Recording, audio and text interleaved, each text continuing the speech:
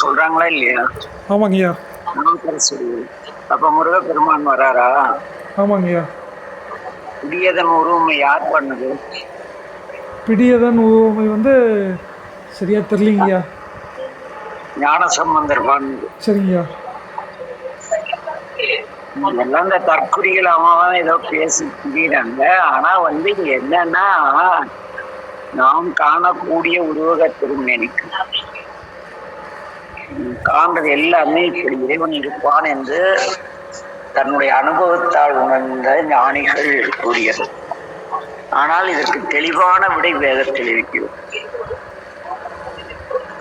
மனிதன் ஒளி வழிபாட்டிற்கு வந்த பிறகு அந்த ஒளி வடிவத்தில் மட்டும் தன்னை ஒருமுகப்படுத்த இயலவில்லை.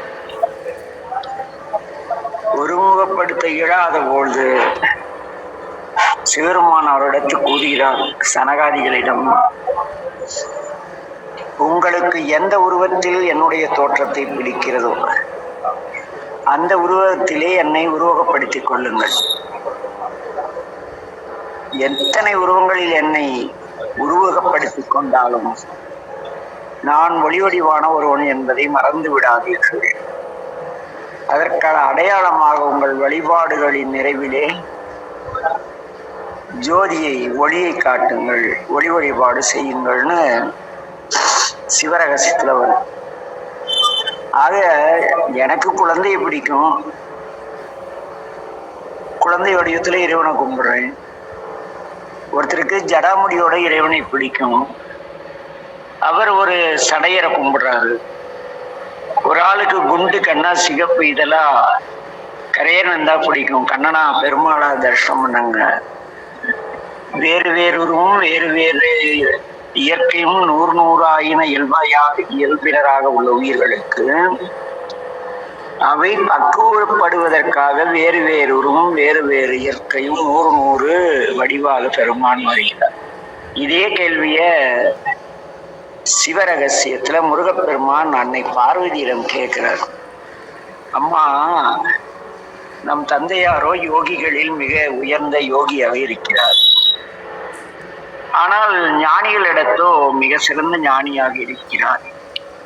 நம் இல்லத்திலோ சிறந்த தந்தையாக இருக்கிறார். அங்கே சிதம்பரத்திலோ நடன சபாபதியாக இருக்கிறார். ஏன் இத்தனை திருவேடங்கள்? இது எது உண்மையான என்னுடைய தந்தை உருவம் என்று முருகப்பெருமான் கேட்க அம்பிகை சொல்கிறார். ஞானிகள் வணங்கி நம் உன் தந்தையை உணர வேண்டுமானால் அவர் ஞானியில் மகா ஞானியாக காட்சி தர வேண்டும் என்று கூறிய பிறகு அதை சொல்லுவாங்க. அப்பா கிட்டே கேளுன்றாங்க. உடனே முருகப்பெருமான் சாமியிடம் கேட்க சாமி சொல்கிறார், மகாராட்சசர்களுக்கு எந்த உருவத்தை பிடிக்கும் என்றார். ராட்சசர்களில் கொடூரமான உருவத்தில் இருப்பவனை ராட்சசர்களுக்கு பிடிக்கும். அப்படியா?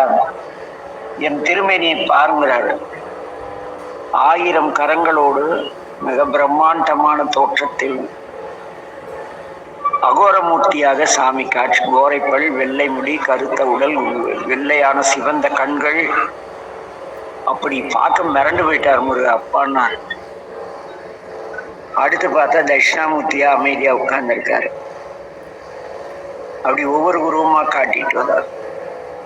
அப்படி வரும் பொழுது முருகப்பெருமான் தந்தையே, உலக உயிர்களுக்காக தாங்கள் பல்வேறு திருமேனிகள் தாங்கி வருவதை அறிவோம். அதுபோல ஏன் இத்தனை முரண்பாடுகள்? நீங்கள் ஒருவரே எல்லாம் செய்துவிட்டு போகலாமே என்று கூறும் பொழுது பெருமான் சிரித்து கொண்டே கூறுவார், குழந்தை வடிவாக சிலருக்கு பிடிக்கும். இங்கு யார் குழந்தை? நீ. முருகன் என்ற வார்த்தைக்கு அழகன் என்று பொருள், சொக்கர் என்ற வார்த்தைக்கு அழகன் என்று பொருள். அப்படி ஒவ்வொன்றா சொல்லிட்டு வருவார் சாமி. இவை எல்லாவற்றிற்கும் பொருள் ஒன்றே ஒன்று, அழகானது, அன்பானது. அவன் எது அழகாக அழகுடன் கூடிய அன்பாக இருக்கிறது அத்தன் என்னுடைய திருமேனி. சீவர்கள் அவர்களுக்கு ஏற்ற வடிவத்திலேயே என்னை வழிபட்டுக் கொள்கிறார்கள். நம் நோக்கம் அவர்கள் வழிபட்டு பயன் பெறுவதே தவிர என்னை இந்த உருவத்தில் தான் வழிபட வேண்டும் என்ற கட்டாயமான விதி இருக்குமானால் பலர் அவருக்கு பிடிக்காத உருவத்தை விரும்ப மாட்டார்கள் முடிப்பார். அதெல்லாம் பிடிக்காத உருவம். முனீஸ்வரனை கும்பிட்றனுக்கு சிவனை பிடிக்காது தெரியுமா? அந்த அப்படி கொடுவா மீச அருவா பார்வன்ட்டு அப்படி அப்படியே பேன்னு அப்படி நாக்கத்தவங்க போட்டிருக்கிற காளியை கும்பிட்றவங்க சாமானியமான லலிதாக்குடியை பிடிக்குமான்னு அவரவர் குணத்திற்கேற்ப இறைவன் தன்னுடைய திருவேடத்திலே காட்சி தருகிறார். சிலர் குழந்தை பிடிக்கும். போகருக்கு குழந்தைய பிடிச்சிருந்தது. மொட்டத்திலேயே ஒரு குழந்தை வெடி வேளரை செய்து வச்சிட்டாரு. இன்னொருத்தருக்கு அப்படியே தம்பதி சமையலா பார்க்கணும்னு இருந்தது. சண்முகரா இருக்காரு.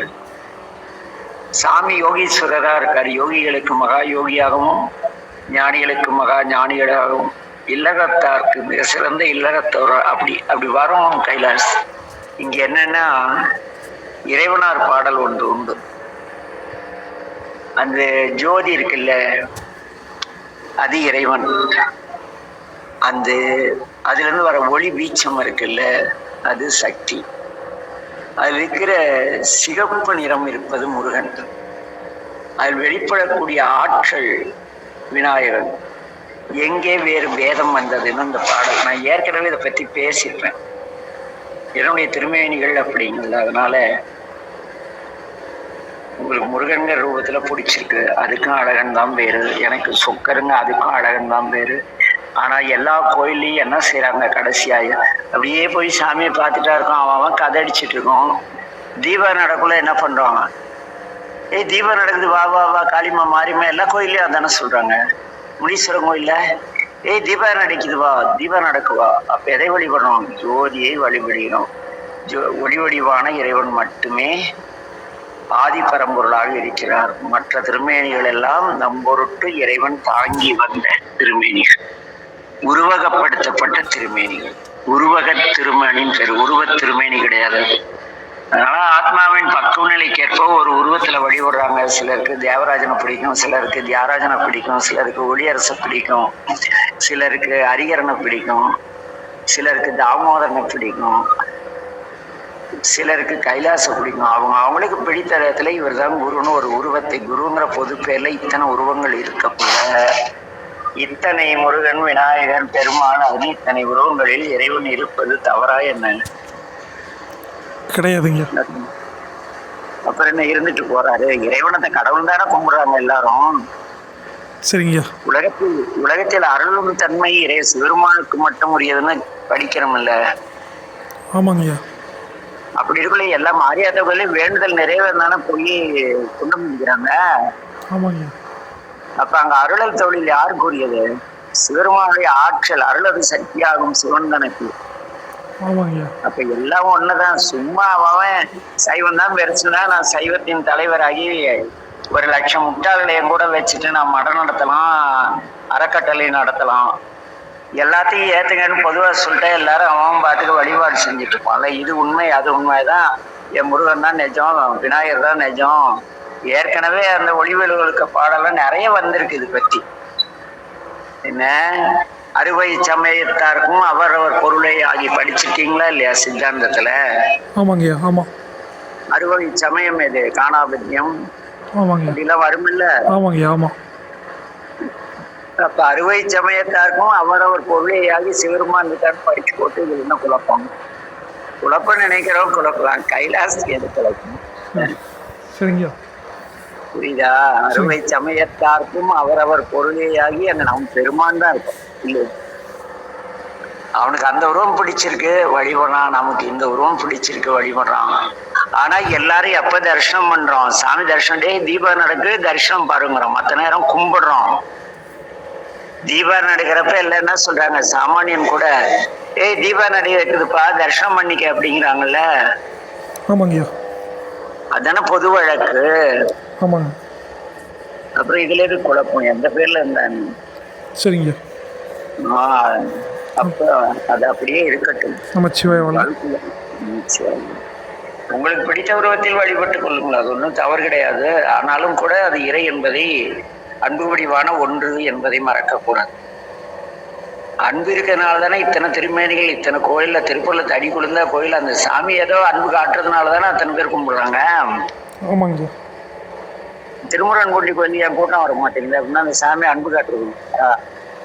பிளவினை ஏற்படுத்தி சமயத்திலே வந்து சித்தாந்தம் எடுக்கிறான். அது அறுவை சமயத்தாருன்னு சொன்னவன் வந்து எப்படி முருகனை கும்பிடக்கூடாதுன்னு சொன்னா அவனோட மடை அவனா இருக்கு. சித்தாந்தாஸ் முட்டாளே அவனா இருக்கானா? கிடையாதுங்க. அப்புறம் முட்டாள் சொல்ற பத்தி நம்ம ஏன் தர்க்கம் பண்ணி நேரத்தை 4 மணி நேரம் போச்சு. இருந்தாலும் ஒரு தெளிவு கூட்டுக்கிறாங்க. நேற்று வீராசாமி முதலியார் சோம செட்டியார் நிலத்திற்கு செல்கிறார். அங்கே அப்படியே சோம செட்டியார் அழுது கொண்டிருக்கிறார். ஏன் என்று கேட்க சற்றென்று சோம செட்டியாரே, தாங்கள் அழுவதற்கான காரணம் புரிந்து விட்டது. மனுநீதி சோழனின் மகன் வீதி விடங்கனின் பேரில் அகப்பட்டு உயிர் நீத்த கன்று. அந்த வரலாறு எல்லாருக்கும் தெரியணும். இருந்தாலும் மனுநீதி சோழன் ஒரு மன்னன் இருந்தார். திருவாரூர்ல தலைநகராக கொண்டு ஆண்டு வந்தார். அவருக்கு ஒரு மகன். அவன் ஒரு நாள் தேரோட மீதியிலே தேரில் வந்த பொழுது ஒரு கன்று, பசு கன்று அந்த தேரில் அகப்பட்டு இறந்து விடுகிறது. உடனே தாய் பசு கதறுகிறது. கதறிய வண்ணம் போய் அங்கே மனுநீதி சோழனுடைய ஆலயத்தில் யார் வேண்டுமானாலும் எப்பொழுது வேண்டுமானாலும் மணி ஓசை எழுப்பி நியாயம் கேட்கலாம். அப்புறம் அந்த மாடு போய் மணி அடிக்குது. அப்ப மனுநீதி சோழன் வந்து தன் மகனை தேர்க்க அழைத்து கொள்ள சொல்கிறான். அப்புறம் இறைவன், அதெல்லாம் நீண்ட வரலாறு. இங்கே என்னாச்சுன்னா, இந்த மனுமுறை கண்ட வாசகம் இதை படித்து கொண்டிருக்கிறார் நம்முடைய செட்டியார். சோழனின் மகன் வீதி விடங்கனின் தேரில் அகப்பட்டு உயிர் நீத்த கன்றுக்காக பசு கதறுவதை பற்றி சுவாமிகள் எழுதியிருக்கிறார். அந்த இடத்திலே என்ன அப்படியே மிக வருத்தப்பட்ட அந்த பசு கதறுவது போல மணிவாசகர் அமைக்கிறார். அதைத் தொடர்ந்து மனுநீதி சோழன் ஆலயத்தின் அரசபையின் மணியை அடிக்கிறது பசு. நான் நிகழ்ந்தவற்றை அறிந்த மனுநீதி சோழன், ஐயோ, மகனின் செயலால் என் செங்கோல் வளைந்ததென புலம்பி கதறி, இதற்கு காரணம் நான் செய்த பாவம் எதுவோ என பட்டியலிட்டு கதறுகின்றான் மனுநீதி சோழன். என்னென்ன செய்தால் பாவங்கள் என்பதை அங்கே பட்டியலிட்டு நம்முடைய வள்ளல் பெருமான் பேசுவார். நாம் இதையெல்லாம் படித்தால் எதுக்காகவும் பயப்படும். அந்த பாடல் அவர் அழுது கொண்டே அவல குரலிலே மனுநீதி சோழன் என்ன பாவம் செய்தேனோ என்று புலம்புகிறான். அந்த கணத்திலே மனுநீதி சோழன் வாயிலிருந்து வார்த்தைகள் வருகின்றன. நல்லோர் மனதை நடுங்கச் செய்தேனோ, வலிய வழக்குக்கு மானம் கெடுத்தேனோ, தானம் கொடுப்பாரை தடுத்து நின்றேனோ, கலந்த சிநேகரை கலகச் செய்தேனோ, மனமொத்த நட்புக்கு வஞ்சகம் செய்தேனோ, குடிவெறி உயர்த்தி கொள்ளை கொண்டேனோ, ஏழைகள் வயிறறியச் செய்தேனோ, தர்மம் பாராது தண்டம் செய்தேனோ, மன்னோரம் பேசி வாழ்வழித்தேனோ, உயிர்கொலை செய்வார்க்கு உபகாரம் செய்தேனோ, களவு செய்வோர்க்கு உளவு சொன்னேனோ, ஆசை காட்டி மோசம் செய்தேனோ, வரவு போக்களிய வழி அடைத்தேனோ, வேலையிட்டு கூலி குறைத்தேனோ, பசித்தோர் முகத்தை பாதாதிருந்தேனோ, இறப்போர்க்கு பிச்சை இல்லை என்றேனோ, கோல் சொல்லி குடும்பம் குலைத்தேனோ, நற்றாற்றில் கை நழுவ விட்டேனோ, கலங்கி ஒளித்தோரை காட்டி கொடுத்தேனோ, கற்பு இழந்தவளை கலந்திருந்தேனோ, காவல் கொண்டிருந்த கன்னியை அழித்தேனோ, கணவன் வழி நெற்பெயரை கற்பழித்தேனோ, கற்பமழித்து கழித்திருந்தேனோ, குருவை வணங்க கூசி நின்றேனோ, குருவின் காணிக்கை கொடுக்க மறந்தேனோ, கற்றவர் தம்மே கடுகடுத்தேனோ, பெரியோர் பாட்டில் பிழை சொன்னேனோ, பட்சியை கூட்டில் பதைக்க அடைத்தேனோ, கன்றுக்கு பாலூட்டாது தாய்ப்பசுவை கட்டி வைத்தேனோ, ஊன் சுவை உண்டு உடல் வளர்த்தேனோ, கல்லும் நெல்லும் கலந்து விற்றேனோ, அன்புடையவர்க்கு துன்பம் செய்தேனோ, குடிக்கின்ற நீருள்ள குளம் தோத்தேனோ, வெயிலுக்கு ஒதுங்கும் விருட்சம் அளித்தேனோ, பகை கொண்டு அயலார் பயிர் அளித்தேனோ, பொது மண்டபத்தை போய் இடித்தேனோ, ஆலய கதவை அடைத்து வைத்தேனோ, சிவனடியாரை சீறி வைத்தேனோ, தவம் செய்வோரை தாழ்வு சொன்னேனோ, சுத்த ஞானிகளை தூசணம் செய்தேனோ, தாய் தந்தை மொழியை தள்ளி நடந்தேனோ, தெய்வம் இகழ்ந்து செருக்கடைந்தேனோ, என்ன பாவம் செய்தேனோ இது என்றதென்று அறியேன் என்று அவளக் குரலிலே மனுநீதி சோழன் முறையிடுவதாக நம்முடைய ராமலிங்கம் ஒரு அற்புதமான நீதியை நமக்கு வழங்கியுள்ளார் என்கிறார் சோமசெட்டியார். இந்த கதை வாயிலாக எது எது செய்யக்கூடாத செயல் என்பதை தெளிவாக கூறுகிறார் ராமலிங்கம். நல்லோர் மனதை நடுங்கச் செய்தல் பாவம். அவங்க பாட்டு சிவனேன்னு இருக்காங்க, போய் மிரட்டுறது திமிர்ல. என்ன நல்லோர் மனத்தை நடுங்கச் செய்தேனும், வழிய வழக்கிட்டு மானம் கெடுத்தேனும். வழினமா போய் தேவையில்லாம வழக்கு போட்டு அவங்கள ஒரு கைப்பிடி மண்ணுக்காகவோ ஒரு சிறு பொருளுக்காகவோ அவங்க மானம் கட்டு கோர்ட்டுக்கு போய் அசிங்கப்பட்டு அப்படி வழிய வழக்கிட்டு மானம் கெடுத்தேனோ, தானம் கொடுப்போரை தடுத்து நின்றேனோ. யாரோ ஒருத்தர் தானம் கொடுக்கிறார், இந்தாங்க சாப்பிடுங்கன்னு, ஏப்பா தினம் இப்படி தர்மம் தானம் பண்ணிட்டு இருந்தா நீ விளங்கின மாதிரிதான், அப்படி தடுக்கிறதே பாவம்ங்கிறார் வள்ளல். வலினமா போய் தேவையில்லான வழக்கு தொடுப்பதும் பாவம்ங்கிறார். கலந்த சிநேகரை கலகம் செய்தேனோர், நல்ல நெருக்கமான நண்பர்களை கோல் மூட்டி அவங்களுக்கு கலக்கம் செய்தேனோ, அவங்களுக்குள்ள கலகம் சண்டை போட்டு வச்சனோ, மனமொத்த நட்புக்கு வஞ்சகம் செய்தேனோ, என்னை முழுமையாக நம்பியிருக்கிற நண்பர்களுக்கு என்ன வஞ்சகம் செய்தேனோ, குடிவரி உயர்த்தி கொள்ளை கொண்டேனோ. மக்களுக்கு குடிவரி என்ன, இதையெல்லாம் படிச்சுட்டு இன்னைக்கு இருக்கிற ஆட்சியாளர் நினைச்சு அப்படியே பதறுது. இவங்க குடும்பம்லாம் என்ன ஆகுமோ, வள்ளல் கொடுக்கிற சாபம் தான் அவங்களுக்கு. என்ன, குடிவரி உயர்த்தி கொள்ளை கொண்டேனோ, ஏழைகள் வயிறு எரிய செய்தேனோ, தர்மம் பாராது தண்டம் செய்தேனோ, நீதி ஆராயாமல் தண்டனை கொடுக்கிறது, மண்ணோரம் பேசி வாழ்வழித்தேனோ, இந்த மண்ணெல்லாம் வாரி விற்கிறது, அல்லது எனக்கு சொந்தமான நிலத்துல நீ எப்படி இருக்கேன்னு என்னுடைய வன்மையை காட்டி முடுக்கிறது, இது ஒரு பாவம். உயிர் கொலை செய்வோருக்கு உபகாரம் செய்தேனோ. ஒருத்தர் ஒரு ஆளை கொலை செய்ய வரான், அல்லது ஒரு பொருளை துரத்திட்டு கல் எடுத்து ஒரு நாயையோ குருவியோ அடிக்கிறான், நம்ம என்ன செய்வோம்? அங்க இருக்கு அந்த குரங்கம், அங்க இருக்கு அந்த நாய், அந்த திருடன் அங்க ஒளிஞ்சிருக்கான், அவன் எதுக்காக என்னன்னா தெரியாது, ரோட்ல திடீர்னு போறான், காசுக்காக கொலை பண்றான்.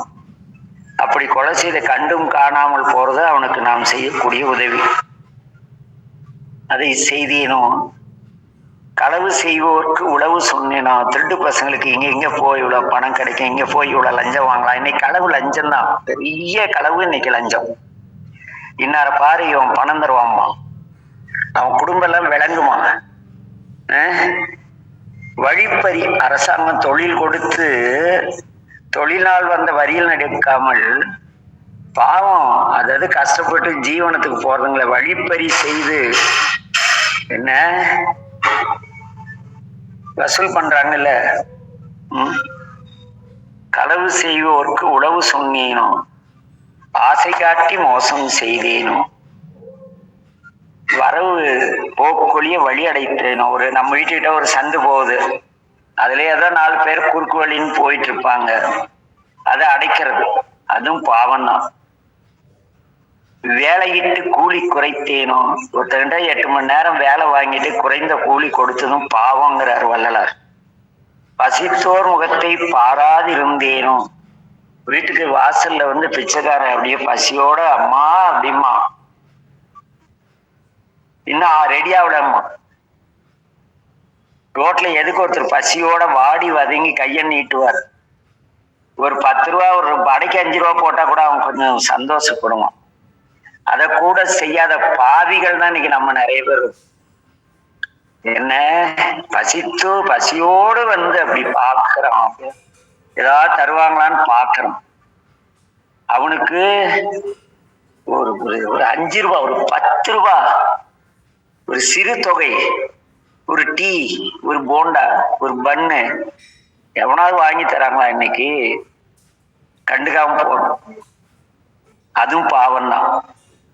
பசித்தோர் முகத்தை பாராதிருந்தேனோ, இறப்போர்க்கு பிச்சை இல்லை என்றேனோ. என்கிட்ட ஐயா ஏதாவது கொடுங்கயா, ஒரு டீ சாப்பிட.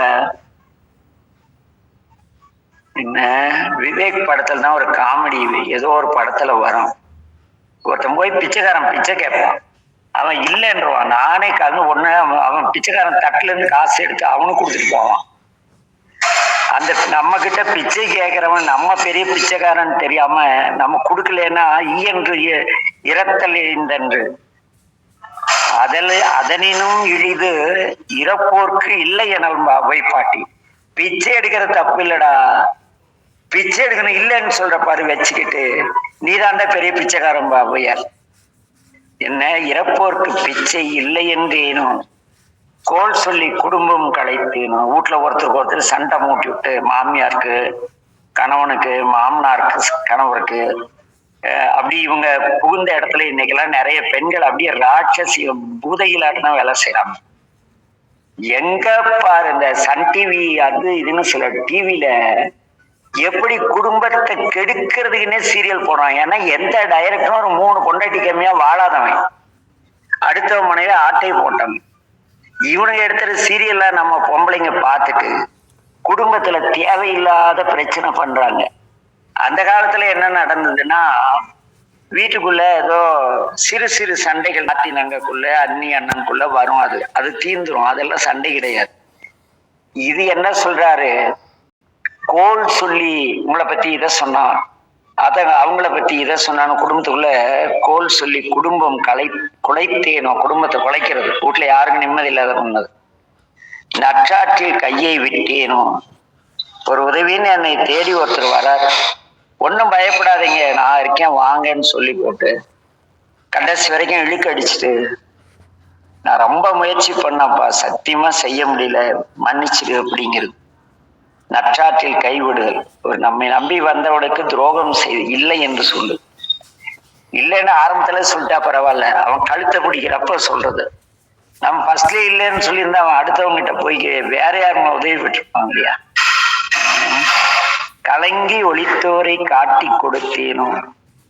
யாரோ ஒருத்தன் துரத்திட்டு வரான், என்ன கஷ்டத்திலயோ ஒருத்தன் ஒளியாந்து நம்ம கிட்ட ஒளிறான், என்ன ஏதுன்னு விசாரிக்காம பயத்தோட ஓடி வந்தனை காட்டி கொடுக்குறேன் பாரு, அதுவும் பாவங்கிறார். கற்பழிந்தவளை கலந்திருந்தேனும். என்ன இன்னைக்கெல்லாம் பாத்தீங்களா, பாவம் அப்பாமி பெற்றோர் இந்த டேட்டிங் அப்படின்னு இந்த பிள்ளைங்க எங்க ஊர் மேட்டூர் பார்க்கல பாத்தீங்களா? ஐயோ, நாங்களும் எல்லாம் பிடிச்சி கல்யாணம் எல்லாம் பண்ணி வைக்க பார்த்தோம். பசங்களும் பயந்து ஒரு தாய் தெரிச்சு ஓடி போயிட்டாங்க. பிள்ளைகளை எங்க அம்மா சம்பத்தோட வந்தது தைரியமா பேசுறாங்க. என்ன அதாவது நம்ம திருமந்திரத்துல ஒரு பாடல் வரும், முதல் 15 மென்சஸ் டேட்ல இருந்து குறிப்பிட்ட நாளுக்குள் 15 நாட்களுக்குள் மனைவி கணவன் மகிழ்வாக இருந்தால் குழந்தை பேரும், இல்லை என்னால் உண்டாகாதுன்னு. அந்த 16 மீதி இருக்கிற நாள் தான் இந்த பிள்ளைங்க டேட்டிங்னு ஊர் சுத்துதுங்க. கண் முன்னால பாக்குறேன், நூற்றுக்கணக்கான இளைஞர்கள் இவர்கள் பெற்றோர்லாம் என்ன பண்ணிட்டு இருக்காங்கன்னே தெரியல. அப்படிப்பட்டவளை கல்யாணம் பண்ணி வாழ்ந்தேனோ, அதுவும் பாவம் தான். காவல் கொண்டிருந்த கண்ணியை அழித்தேனோ. என்னை நம்பி ஒரு பொண்ணு அடைக்கலமா வந்திருக்குன்னா அவங்கள சேதாரம் செய்தேனோ, கணவன் வழி நிற்போரை கற்பழித்தேனோ, கணவனை நம்பி கணவன் கூட மனமொத்த மனைவியாக வாழ்பவரை கெடுத்தது, அதுவும் பாவங்கிறாரு. கருப்பம் அழித்து கலந்திருந்தேனோ, என் மனைவி நானும் பேசி வயிற்றில் உண்டாகி இந்த கருவை கலைக்கிறோம். இன்னைக்கு லேட்டஸ்ட் ஒரு 5 வருஷம் ஜாலியா இருப்போம், என்ன அப்புறம் பெத்துக்கலாம். அப்புறம் எங்க பெத்துக்க போய் யாருக்கோ போய் யாருன்னு தெரியாத ஒருத்தனுடைய குழந்தைய பெத்துட்டு வாழ வேண்டியதான். என்ன ஒரு கொடுமை. இன்னைக்கு கற்பம் கழிப்பது சாதாரண விஷயமா திருமணமான பெண்களுக்கே வழக்கமா இருக்கு. என் நண்பர் ஒருத்தருடைய மனைவி பையனுக்கு கல்யாணம் ஆச்சு. அந்த பிள்ளை கல்யாணத்துக்கு முன்னே அந்த பையன்கிட்ட சொல்லிடுச்சான். அவன் என்கிட்ட வந்து சொன்னான், அங்கிள் என்னங்க அங்கிள் 5 வருஷத்துக்கு குழந்தைய வேண்டாம், அதெல்லாம் மாத்திரை இருக்கு, சாப்பிட்டுக்கலாம், லைஃப் என்ஜாய் பண்ணுவாங்கிறா. தெரியாதனமா அவளை கல்யாணம் பண்ணிட்டு நான் அழுதான். இது மாதிரி ஒரு கர்ப்பம் அளிப்பவர்களோட மகிழ்ச்சியோடு வாழ்தலே பாவம்ங்கிறார் வள்ளலார். குருவை வணங்க கூசி நின்றேனோ, குரு ரொம்ப ஏழ்மையா இதா இருப்பாரு, இவன் கொஞ்சம் லக்ஸரியா இருப்பான். குருவை கூட்டத்துல கும்பிட மாட்டான், தனியா காலில் விடுவான். என் வாழ்க்கையில் அது மாதிரி அனுபவம். ஒரு திருக்கூட்டத்தை உருவாக்கி இருந்தோம். நான் குருன்னா சொல்லிக்கவல்ல, நமக்கே இந்த பாடுன்னா என்ன. அங்க நான் போய் மண்டபத்துல இலைநறிக்கிட்டு இருந்த அடியாரெல்லாம் நம்பாடிக்க, எங்களை வழி நடத்தி கண்டிக்கவும் தண்டிக்கவும் உரிமையுடைய சொக்கரையா இங்கு இருக்கிறார் என்றார்கள். போனேன், எல்லாரும் அவனே ஊர்பட்ட வேடதாரி, சரியான சிறப்பான திருவேடம் உண்டவன். அதை விட வேஷம் போட்ட ஒருத்தனை எதிர்பார்த்து இருக்காங்க. அடியன் ஒரு வேட்டி கட்டிட்டு வெள்ளை துணியை மாட்டிட்டு அப்படியே போனேன். எல்லாரும் அந்த பக்கம் திரும்பிட்டாங்கன்னா இந்த பக்கம் உளுந்து கும்பிட்டு வெளியே வந்துட்டாங்க. உடனே அந்த ஞான பேராசிரியர் என்ன பண்ணாரு, அப்படியே புலக்கடை வழியா வந்து, ஐயா திருநீர் வச்சு விடுங்கன்னா. என்ன இன்னைக்கு அவன் திங்கிற சோறு லக்ஸரி லைஃப் இத்தனைக்கும் காரணமான அடியனே ஒரு சாதாரண கும்பிட மணக்கிறான்னா, அருள் பெற்று மிக சிறந்த ஞானத்தை தந்த குருநாதரை வணங்க வைக்கப்பட்ட பாவங்கிறார். குருவின் காணிக்கை கொடுக்க மறந்தேன். அது என்ன குரு காணிக்கை? இங்கதான் நம்ம ஆளுங்க சூப்பரா விளையாடுறாங்க. குருவுக்கான காணிக்கை என்னவெனில் குரு சொன்ன வழியில் வாழ்வது, அதுதான் குரு காணிக்கை. இப்ப கேக்குறானுங்கள குரு தட்சிணைன்னு வாங்குறான்ல. முடி காணிக்கைன்னா முடிய காணிக்கையாக தருவது. இறைவனுக்கு அதுக்கு எதுவும் பிரதிபலனை எதிர்பார்க்காத கொடுக்கறதுக்கு பேர் தான் காணிக்கை. இங்க குருவுக்கு நாம் செய்யக்கூடிய காணிக்கை என்னவெனில் குரு சொல்லிய வண்ணம் நெறிபட்ட வாழ்க்கை வாழுதல். அவ்வாறு வாழ மறந்தேனோ, கற்றவர் தம்மை கழுகெடுத்தேனோ, என்னை விட நல்லா படிச்சவனை பார்த்தா நாய் மாதிரி மூஞ்ச காட்டுறது, அதை செய்தேனோ, பெரியோர் பாட்டில் பிழை சொன்னேனோ, பெரியோர்கள் அறம் செய்ய விரும்பு ஆறுவது சினம், ஐயமிட்டு உன் இப்படி எல்லாம் பாடிய பாடல்களை யாராவது நமக்கு கற்றுவிடாட ஏயா பெருசு, இதெல்லாம் அந்த காலம் காலம் மாறி போச்சுன்னு சொல்றோம்ல, அதுவும் கூட பாவம் தான். பச்சி கூண்டில் பதைக்க அடைத்தேனோ. நான் பார்க்கும் நிறைய அடியாரல் வீட்டுல இந்த லவ் பேர்ட்ஸ் அப்படிங்கிறது கிளியெல்லாம் கூட்டுல அடைச்சு வச்சிருக்காங்க. போனா இவங்க எல்லாம் போட்டு உள்ள போட்டு 4 நாளைக்கு கதவை போட்டின்னு தோணும். அப்படி அந்த பறவைகளை கூண்டில் அடைத்து வைப்பதும் பாவம். கன்றுக்கு பாலூட்டாது கட்டி வைத்தேனோ. இந்த கொடுமை எல்லா மாடு வளர்க்குறவனும் செய்யறான். திருட்டு பசங்க. அந்த கண்ணுக்குட்டிக்காக மாடு வந்து பால் சொரியுது, கன்றுக்கு கொஞ்சம் வயிறார ஊட்டிய பிறகு கறந்து விற்கலாம்ல. கன்றுக்குட்டி அது பசியோட இருக்கும், நோஞ்சானா எலும்பொட்டி, அப்படி பாவமா கன்றுக்குட்டிகள் தான் இன்னைக்கு பெரும்பாலும் இருக்குது. அந்த கன்றுக்குட்டிக்கு பால் கொடுக்காம இவன் அந்த பாலை கறந்து விற்கிறான் பாருங்க. அந்த கன்றுக்குட்டியை கட்டி போட்டு பால் பீச்சு இவன் வித்து சம்பாரிச்சு கொளுத்து போறான்ல, அதுவும் பாவங்கிறார். உன் சுவை உண்டு உடல் வளர்த்தேனோ. சில்லி சிக்கன் என்னென்னமோ சொல்லலாம், ஃப்ரைடு அப்படிங்கலாம். ஏன்னா தமிழ்ல வறுவல்னு சொல்ல வேண்டாம், ஏன்னா ஃப்ரைடு. அப்புறம் என்ன மீன் சோறு, எங்க ஊர் பக்கம் பார்த்தா காமெடியா 5 வகை, இன்னைக்கு ஒரு இடத்துல பார்த்தேன் 5 வகை கறியுடன் மதிய உணவு 150 ரூபாய்.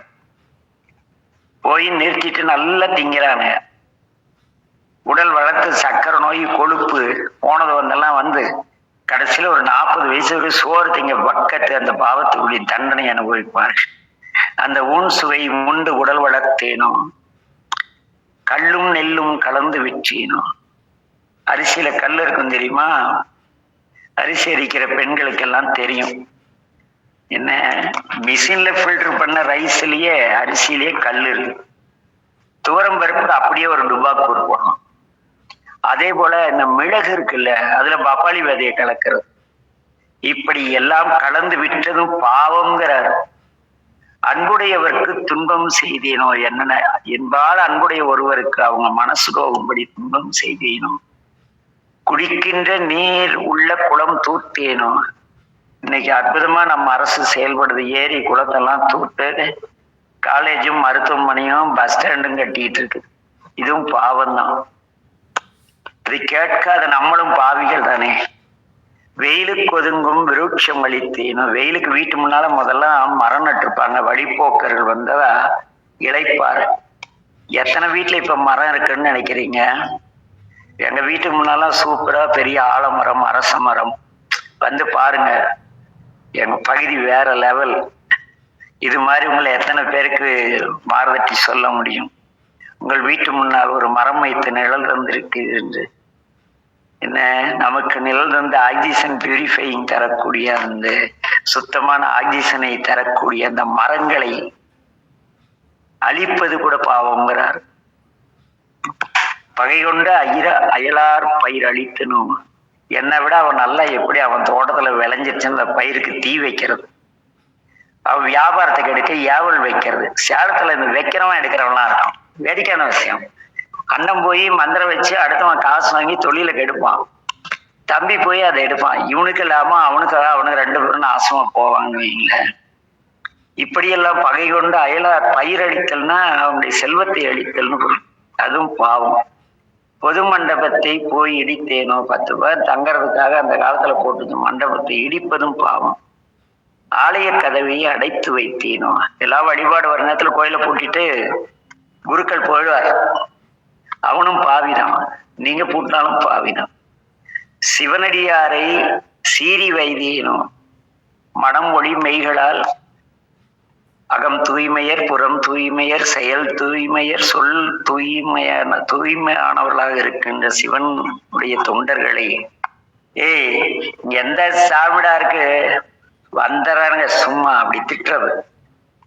சும்மா நொயின்ட்டு அப்படி திட்டம் இல்லையா?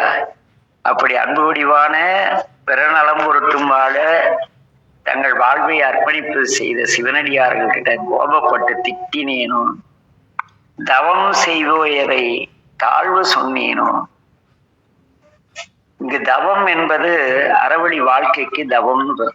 நீங்க துறவியா இருந்தாலும் அறவழியில் தான தர்மம் செய்து சிறப்புடன் வாழ்வதும் தவம். இறை சிந்தனையோடு நீங்கள் எந்த செயல் செய்தாலும் அதற்கு தவம்னு. அப்படி ஒழுக்கமிக்க தவம் செய்வோரை தாழ்வு சொன்னேனும். சுத்த ஞானிகளை தூஷணம் செய்வேன். என்ன பெரிய ஞான சம்பந்தர் அப்படிலாம் பேசக்கூடாது. என்ன தந்தை தாய் மொழியை தள்ளி நடந்தீரும். அப்பா அம்மா பேச்ச கேட்காத நடக்கிறதே பெரும் பாவம்ங்கிறார். தெய்வம் இகழ்ந்து செருக்கடைந்தேனும். என்னடா பெரிய அன்பே சிவம், அதை விட்டுட்டான். குருவே சிவம், என்ன கும்பிடுறா அப்படின்னு தெய்வத்தை இகழ்ந்து தன்னை வணங்க செருக்கோடு இருக்கான்ல, அதுவும் பாவம். இப்படி என் மகன் ஏற்காலிட்டு கொள்ளும் அளவிற்கு நான் என்ன பாவம் செய்தேனோ, என்ன பாவம்னு தெரியலையேன்னு மனுநீதி சோழன் புலம்புவதாக நம்முடைய ராமலிங்கம் பாடலிலே எழுதியிருக்கிறார். உடனே இதை கேட்ட வேலாயுத முதலியார், உண்மைதான் செட்டியாரே, உலகத்தோர்க்கு தாம் நினைத்த நீதிகளை மிகுந்த இரக்கத்தோடு சொல்லி இருக்கிறார் சாமிகள். இவ்வழி வாழ்ந்தால் உலகத்தில் ஜீவகாருண்யத்தை தவிர வேறு எது இருக்கும்? இந்த கதை வாயிலாக ஜீவகாருண்யத்தின் மேன்மையை இந்த அளவுக்கு சொல்லும் சாமிகள் அதற்கென்றே ஒரு தனி நூலை எழுதினால் இன்னும் பயன் விளையும் இல்லையா என்கிறார்கள். அதற்கு வேலாயுத முதலியார் நிச்சயமாக இனி வரும் காலத்தில் சுவாமிகள் அதை செய்வார் என்று உரையதும் மற்றவர்களும் நம்பிக்கையோடு பிரிந்து சென்றனர். மனுநீதி சோழனுடைய மகனும் தேர்காலில் உயிர் நீக்கிறான். அத்தோடு அந்த கதை நிறைவு வருகிறது. நாமும் இன்றைய நிகழ்வை நிறைவு செய்வோம். நமச்சிவாய வாழ்க. எல்லா உயிர்களும் இன்புற்று வாழ்க. எல்லாம் வல்ல என் தந்தை மீட்டும் விநாயகரும் பேரருட் கருணையினால் மேற்கண்ட பாவங்களை நாம் யாரும் செய்யாமல் அறவழியில் வாழ்ந்து இறையருள் பெற திருவருளை சிந்தித்து வாழ்த்துகிறோம். நமச்சிவாய வாழ்க. எல்லா உயிர்களும் இன்புற்று வாழ்க. திருச்சிற்றம்பலம். ஐயா நமச்சிவாய வாழ்கையா. நமச்சிவாய வாழ்கையா. சொல்லுங்கய்யா. ஐயா நான் செந்தில்வேலுங்கய்யா. அப்படிதான் தெரியுது. சொல்லுங்க. டை அடிச்சிங்களா? ஐயா நான் டை எல்லாம் அடிக்கல, இது நண்பரோடது. அந்த மாதேஸ்வரன் குழு இருக்காங்கல்ல, ஆமா ஆமா ஆமா, அதுல ஒருத்தர் லிங்க் பண்ணிருக்கேன். சரி சரிங்க.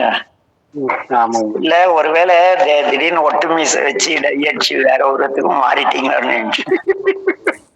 ஐயா நேற்று சொன்னதுனால கேக்குறீங்களா இருக்கீங்கய்யா? சொக்க சொன்ன கேட்கணும்ல. தாடி எடுங்கன்னா எடுத்துட்டீங்க, டை அடிக்கணும் அடிக்காம இருக்கீங்க. சிவ சிவா.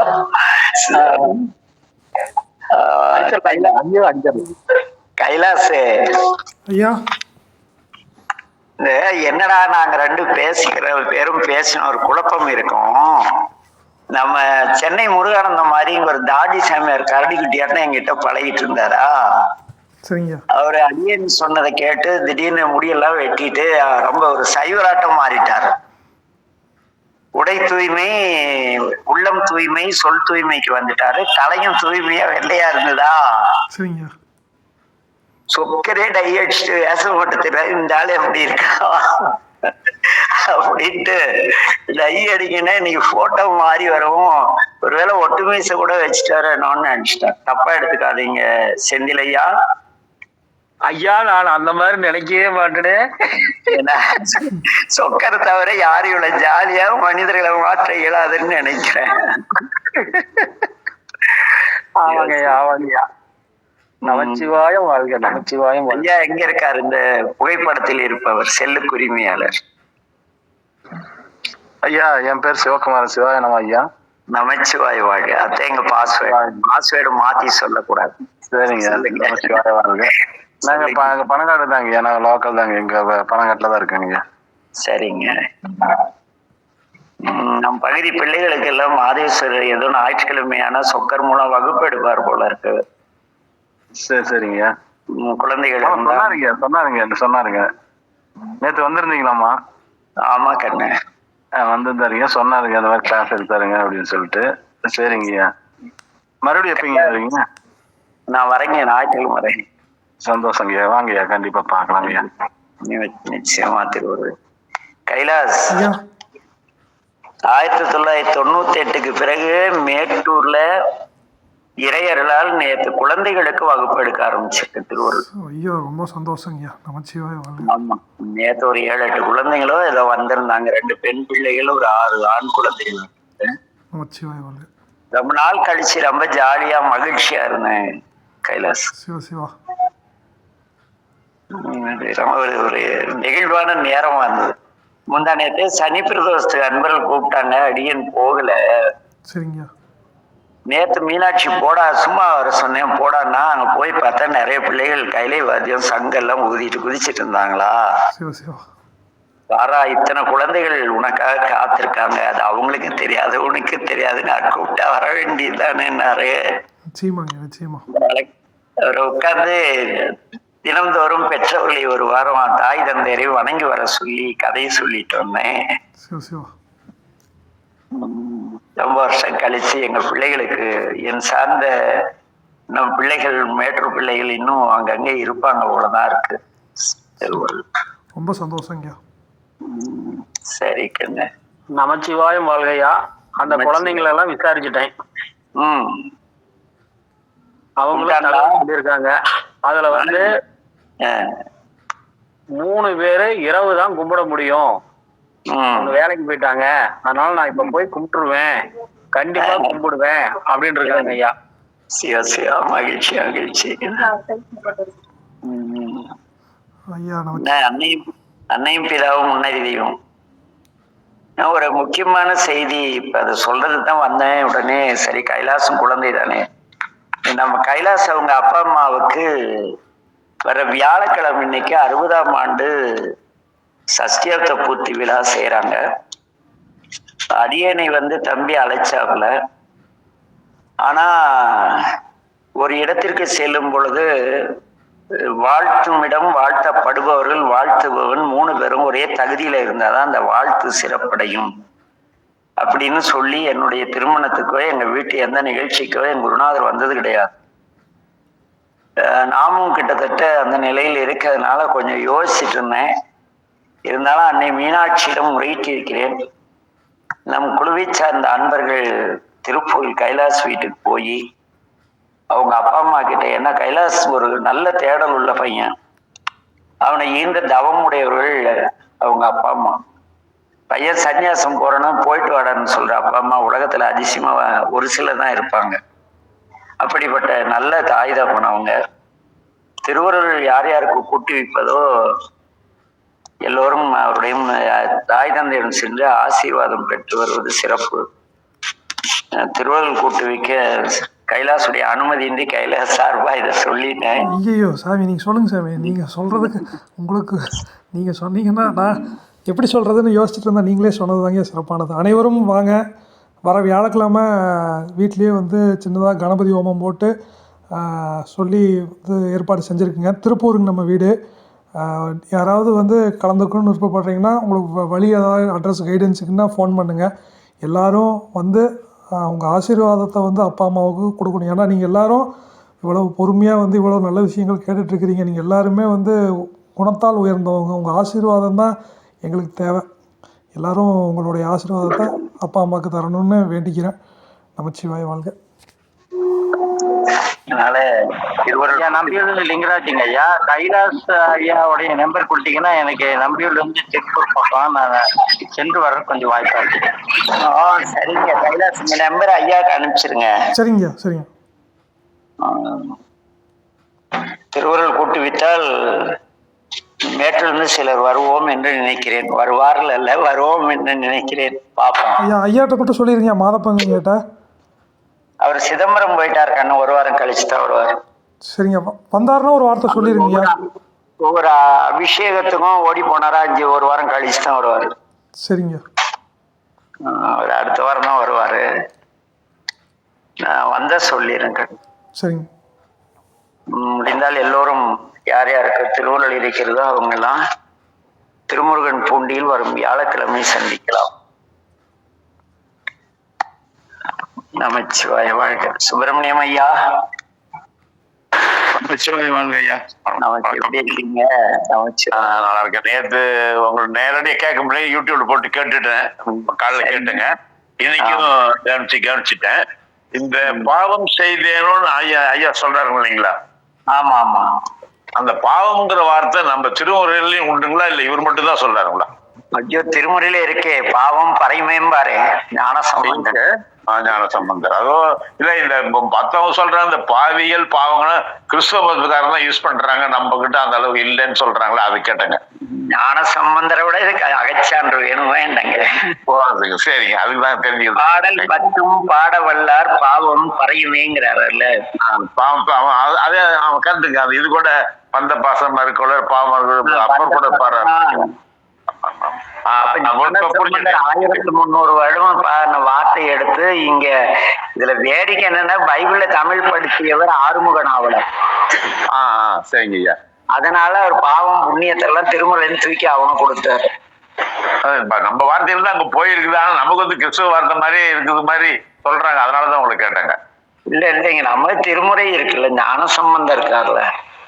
அதான் நம்ம வார்த்தையில அவங்க எடுத்துட்டு இருக்கிறாங்க. ஆனா நாம வந்து மத்தவங்க வந்து கிறிஸ்துவ வார்த்தை கிறிஸ்துவ சொல்லிட்டு இருக்காங்களே, அது தப்பு. நம்ம வார்த்தையில தான் அவங்க எடுத்து பயன்படுத்துறாங்க. கரெக்டுங்களா? திருமுறை உண்மையா படிச்சவங்க அப்படி சொல்ல மாட்டாங்க. நமச்சிவாய வாழ்க. நமச்சிவாய வாழ்க கண்ணு. இல்லைங்க ஐயா, பாவம் புண்ணியம்ங்கிறது வந்து மனித பிறவி எல்லாத்துக்குமே சமமான ஒரு இதுதான். எல்லா உயிரினங்களுக்கும் எல்லா உயிரினங்களுக்கும் அது பொதுவான அது வார்த்தை. அதை யூஸ் பண்ணாலும் பண்ணலனாலும் பிறப்பின் ஆதாரமே அந்த பாவம் புண்ணியத்தை பேஸ் பண்ணிதாங்க. நீங்க நினைக்கிற அதெல்லாம் பாவ புண்ணியத்துல வராது.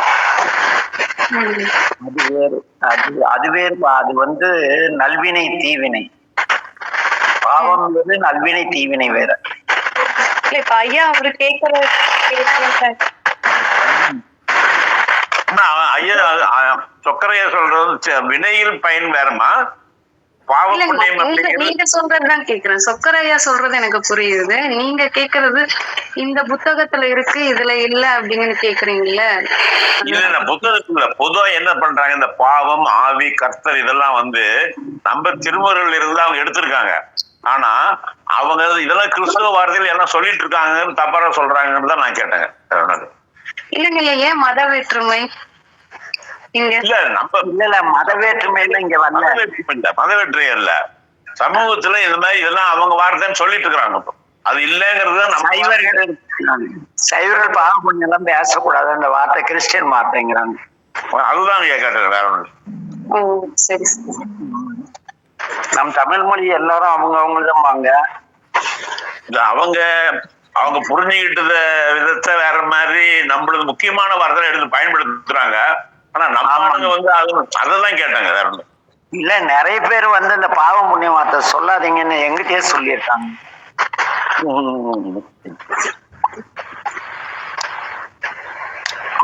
அதனால வந்து வினைப்பயன் அப்படிங்கிறது வேற, பாவ புண்ணியம் அப்படிங்கிறது வேற.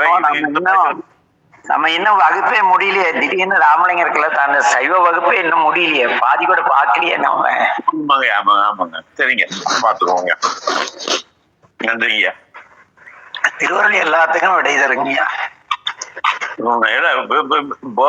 ஒரு கேரக்டர்ஸ், அதாவது முக்கியமா ஒரு வித்தியாசம், பாவ புண்ணியங்கள் வேறு, வினை பயன்கள் வேறுங்கிறது. வினை பயன் வேறு, நல்வினை தீவினை பயன் வேறு, பாவ புண்ணியம் வேறு.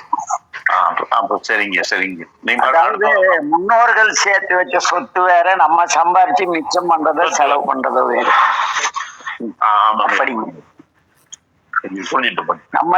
நம்ம சேர்த்து வைக்கிற சொத்து பாவ புண்ணியத்தை இந்த பிறவிக்கு கொடுக்கணும். நம்ம புள்ளா இருந்த காலத்துல பிறருக்கு செய்த துன்பம் சார்ந்து வரக்கூடிய. அப்படி பாத்தீங்கன்னா நம்ம பண்றது அந்த இன்ஸ்டன்ட்ல வந்துருது. அது வந்து ஏற்கனவே இருந்து தொடர்ந்து வந்துட்டு இருக்குது. அந்த மாதிரி தாங்கய்யா. ஆமா. ஈட்டியவினையும் ஈட்டும் வினை. நன்றிங்க. சரிங்க, நாளை சிந்திப்போங்க. இந்த கருத்து நல்ல கருத்து. அதுக்குதான் நிறைய பேர். நாளைக்கு நான் ஒசூர் போறேன். சரிங்கய்யா. எத்தனை மணிக்கு வரேன்னு தெரியாது. நம்ம இந்த சப்ஜெக்ட் நாளைக்கு பேசலாம். அருமையான தலைப்பு கேட்டீங்க. சரிங்க. வந்து ஒரு மிக அருமையான கருத்து. சரி, நாளைக்கு வாய்ப்பு இருக்கும், சொல்லுங்கய்யா. இல்ல, நாளைக்கு திருவள்ளுவர் கூடும்னு நம்புறேன். அப்புறம் நம்ம யாரு கூடும்னு சொன்னா அந்த ஆளு சீக்கிரமா வர வச்சு. சரிங்க. நம்மளால கொஞ்சம் வில்லகமான ஆளுங்க. ஏன்னா என்னமோ சொல்லுவாரு, மகத்தீர் ஒரு சனி எனக்கு அப்படிங்குவாரு சுந்தரர்.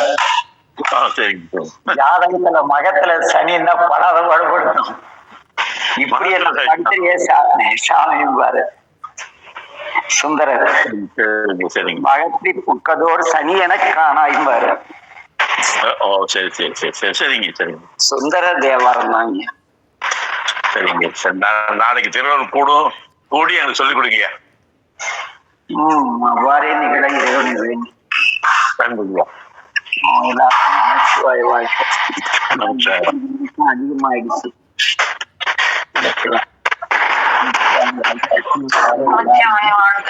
நமச்சிவாயம் வாழ்க. வாழ்க்கையா. ஐயா நமச்சிவாய வாழ்க. நமச்சிவாய் வாழ்றீங்க. நமச்சிவாய வாழ்க்கை. ஐயா லிங்கராஜ் ஐயா, லிங்கராஜ் ஐயா, நமச்சிவாய் வாழ்க ஐயா. நமச்சிவாய வாழ்க ஐயா. நமச்சிவாய ஐயா சிங்கராஜ் ஐயா பேசுறேன். லிங்கராஜ் ஐயா, நமச்சிவாய வாழ்க ஐயா. உங்க நம்பர் மட்டும் சொல்லுங்க ஐயா. ஐயா லிங்கராஜ் ஐயா, சொல்லுங்க ஐயா. ஐயா உங்க நம்பர் சொல்லுங்க ஐயா. 99 99 425 425 38 38 237. சரிங்க, ஓகேங்க. நமச்சிவாய ஐயா அம்மா, நமச்சிவாய வாழ்கங்கம்மா. நமச்சிவாய வாழ்க்கை. எனக்கு லிங்கே வந்ததில்ல ஐயா. நான் பழசு ஆன் பண்ணி பண்ணிட்டு இருக்கிறேன் ஐயா. 2 நாளா லிங்க் இல்ல. நான் கிளாஸ் அட்டென்ட் பண்ணேன் ஐயா. மறுபடியும் அவங்க அனுப்பிச்சாங்க. நேற்று அனுப்பிச்சிட்டேனேம்மா குரூப்பில் லிங்க்கு. இல்ல ஐயா எனக்கு வரல. சரி, நான் மறுபடியும் வரல கிளாஸ். ஓகேம்மா, நான் மறுபடியும் அனுப்பிச்சுட்றேம்மா. நேற்று கிளாஸ் இன்னைக்கு கிளாஸ் 2 லிங்க் அனுப்பிச்சுட்றேன். சரிங்க ஐயா. தேங்க்யூ ஐயா. நமச்சிவாய வாழ்க ஐயா. அனைவருக்கும் நமச்சிவாய வாழ்க. நமச்சிவாய வாழ்க ஐயா. நமச்சிவாய வாழ்கங்கம்மா.